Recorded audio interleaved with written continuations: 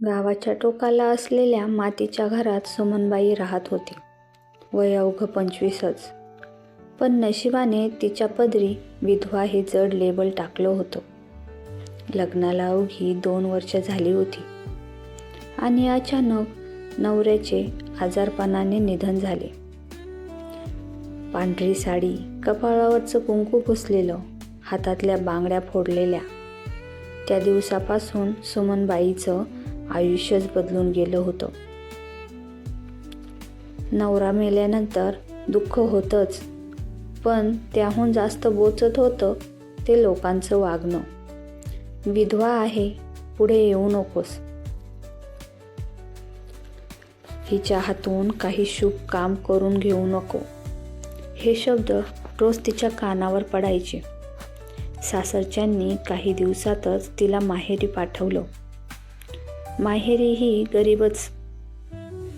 वडील वारलेले, आई आजारी. सुमनबाईवर 2 वेळच्या भाकरीची जबाबदारीही येऊन पडली. पण ती खचली नाही. सुरुवातीला शेतात मजुरी, मग दुसऱ्यांच्या घरची भांडी. हाताला काम मिळेल ते केलं. लोक टोमणे मारायचे. विधवा असून इतके पुढे पुढे करते. ती मात्र मनात म्हणायची, मी विधवा आहे पण जिवंत आहे. विधवा आहे यात माझी काय चूक. एक दिवस गावात महिलांसाठी शिवणकाम वर्ग सुरू झाला. सुमनबाईंनी तिथं नाव घातलं. दिवस रात्र मेहनत करून शिवणकाम शिकली. हळूहळू लोक तिच्याकडे कपडे शिवायला यायला लागले. तीच सुमनबाई जिला शुभ कार्यातून हाकललं जायचं, आज त्याच लोकांच्या घरात मानाने बसू लागली. आईच्या उपचारासाठी पैसे जमले. स्वतःचं छोटंसं दुकान काढलं. आत्मविश्वास तिच्या चेहऱ्यावर झळकू लागला. एकदा गावातल्या शाळेत कार्यक्रम होता. मुख्य पाहुण्या म्हणून सुमनबाईंना बोलावलं गेलं. व्यासपीठावर उभं राहून तिने फक्त एक वाक्य म्हटलं, विधवा म्हणजे शाप नाही. तीही स्वप्न पाहू शकते, फक्त समाजाने तिला जगू द्यायला हवं. संपूर्ण सभागृह शांत झाला. त्या दिवशी सुमनबाई फक्त एक विधवा बाई राहिली नाही, ती स्वाभिमानाने जगणारी स्त्री बनली. सुमनबाईचं आयुष्य आता थोडं स्थिर होतंय असं वाटत असतानाच नशिबाने पुन्हा परीक्षा घ्यायचं ठरवलं.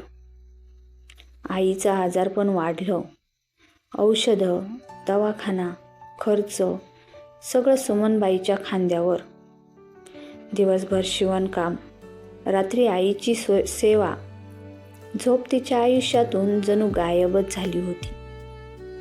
एक दिवस आईने तिचा हात हातात घेतला आणि हळू आवाजात म्हणाली, माझ्या गेल्यानंतर तू एकटी पडशील ग.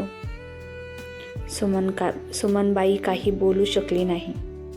फक्त डोळ्यातलं पाणी आईच्या हातावर सांडलं. आई गेली. त्या दिवसानंतर घर पूर्णपणे शांत झालं. ना हाक, ना आधार. गावातल्या काही लोकांनी कुजबूज सुरू केली.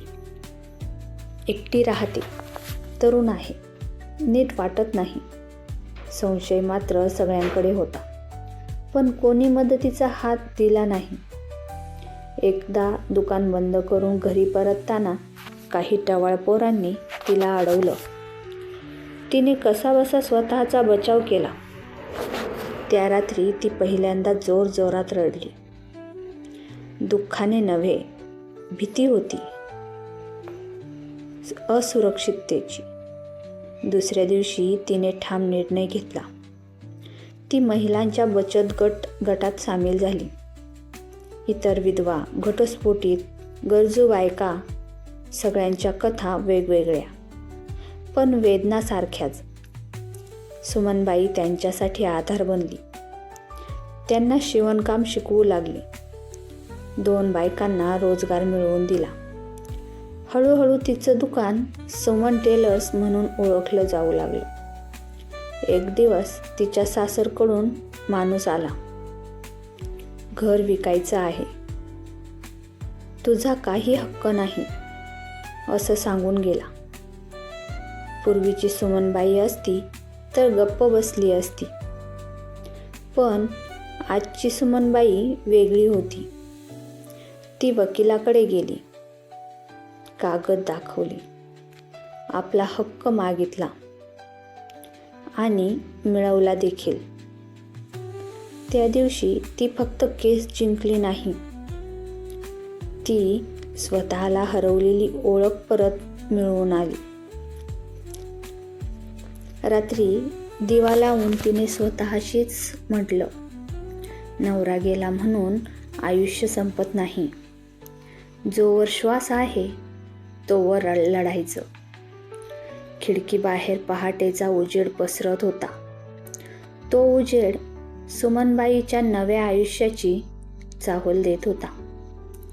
सुमनबाईचं नाव आता गावात ओळखीचं झालं होतं. सुमन टेलर्स फक्त दुकान नव्हतं, तर अनेक बायकांसाठी आशेचं दार होतं. पण समाजाला स्त्रीचं उंचावणं सहज पचत नाही. गावात अफवा पसरू लागल्या. इतकं यश कुणाच्या जोरावर?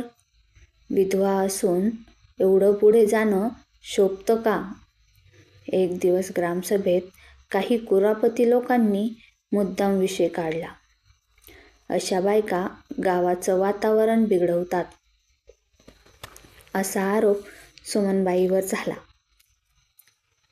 सुमनबाई पहिल्यांदाच सर्वांसमोर उभी राहिली. हात थरथरत होते, पण आवाज ठाम होता.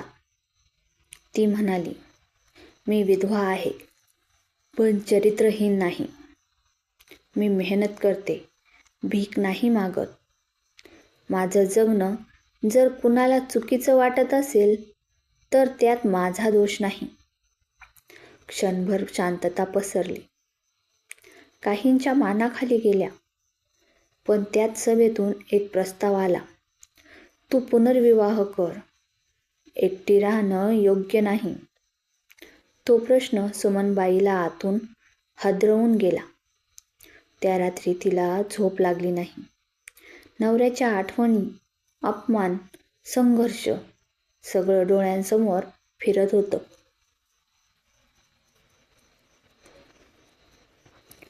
ती स्वतःला विचारत होती, माझं अस्तित्व लग्नावरच अवलंबून आहे का? दुसऱ्या दिवशी तिने निर्णय घेतला. ग्रामसभेत पुन्हा उभी राहून ती म्हणाली, पुनर्विवाह चुकीचा नाही, पण तो माझा हक्क आहे, माझ्यावर लादलेला उपाय नाही. मला सध्या लग्न नाही, स्वाभिमान महत्त्वाचा आहे. त्या वाक्यानं अनेक बायका भारावून गेल्या. थोड्याच दिवसात तालुक्यातून महिलांसाठी पुरस्कार जाहीर झाला, स्वावलंबी महिला. तो पुरस्कार सुमनबाईंना मिळाला. व्याख्यानासाठी तिला शहरात बोलावलं गेलं. गावाबाहेर पहिल्यांदाच तिने विमान पाहिलं आणि त्या क्षणी तिला जाणवलं, माझं आयुष्य गावापुरतं मर्यादित नाही. परत येताना तिने ठरवलं, गावात महिलांसाठी प्रशिक्षण केंद्र सुरू करायचं. पण नशिबाने अजून एक प्रश्न तिच्या समोर उभा केला. शहरात भेटलेला एक व्यक्ती जो तिच्या विचारांना आदर देत होता, मदत करत होता आणि काहीही अपेक्षा ठेवत नव्हता. ते नातं होतं, मैत्रीचं, समजुतीचं, पण समाजाला तेही मान्य नव्हतं. शहरातून परतल्यावर सुमनबाईच्या आयुष्यात शांतता नव्हती. ती व्यक्ती अनिरुद्ध. तो मदतीचा हात होता, आधार होता या नात्यात, पण प्रेमाची मागणी कधीच केली नव्हती. गावात मात्र वेगळंच चित्र होतं. विधवा आहे आणि परपुरुषाशी उठबस, आधीच नाव आहे आता बदनामी करून घेणार. अफवा वाढल्या. काहींनी प्रशिक्षण केंद्रासाठी दिलेलं ठिकाण मागे घेतलं. महिला गटातही फूट पडू लागली. एक दिवस सुमनबाईला थेट विचारण्यात आलं, लग्न करणार का त्या माणसाशी? ती काही क्षण गप्प राहिली. मग ठामपणे म्हणाली, मी कुणाशीही लग्न केलं किंवा नाही केलं, ते माझं खाजगी आयुष्य आहे. माझ्या कामावर त्याचा अन्याय होऊ नये. त्या उत्तरानं गावात खळबळ उडाली. पण सुमनबाई थांबली नाही. तिने स्वतःच्या पैशातून छोटंसं प्रशिक्षण केंद्र सुरू केलं. सखी स्वावलंबन केंद्र. पहिल्या दिवशी फक्त 3 बायका आल्या. 6 महिन्यात संख्या 30 झाली. अनिरुद्धने तिच्या निर्णयाचा मान ठेवला. तू जे ठरवशील तेच योग्य, एवढंच तो म्हणाला. काळ गेला. एक दिवस गावात मोठा कार्यक्रम होता. त्या मंचावर सुमनबाईंना सन्मानित करण्यात आलं. तोच सरपंच ज्यांनी कधी तिच्यावर आरोप केले होते, आज म्हणाले, ही बाई गावाचा अभिमान आहे. सुमनबाई हसली. मनात कोणतीही कटुता नव्हती. कार्यक्रम संपल्यानंतर एका तरुण विधवा बाईने तिचा हात धरला. ताई, माझं आयुष्य संपलं असं वाटत होतं, पण तुम्ही आशा दिलीत. त्या क्षणी सुमनबाईच्या डोळ्यात पाणी आलं. ती मनात म्हणाली, विधवा म्हणजे रिकामं आयुष्य नाही, ते दुसऱ्यांसाठी उजेड देणारा दीपक होऊ शकतो. रात्री प्रशिक्षण केंद्रातील दिवा बंद करताना तिने आकाशाकडे पाहिलं. नवऱ्याची आठवण आली, पण वेदना नव्हती, कृतज्ञता होती. काही नाती तुटतात, पण आयुष्य थांबत नाही. मित्रांनो, विधवापण हे माझं नाही, समाजाचं दृष्टिकोन बदलायला हवा. धैर्य लागतं आणि धैर्य असलं की आयुष्याला नवा अर्थ मिळतो. सुमनबाईच्या धैर्याने तिच्या आयुष्याला नवी दिशा मिळाली आहे. नाहीतर विधवा बायकांना त्रास देण्यासाठी हे जग तर तयारच आहे. ही होती आजची हृदयस्पर्शी स्टोरी. कशी वाटली कमेंटमध्ये नक्की कळवा व अंतरंग स्टोरी चॅनलला सबस्क्राईब करा. बेल आयकॉनवर जाऊन ऑलवर सेट करा, म्हणजे अशाच नवनवीन स्टोरीज तुम्हाला बघायला मिळतील. धन्यवाद.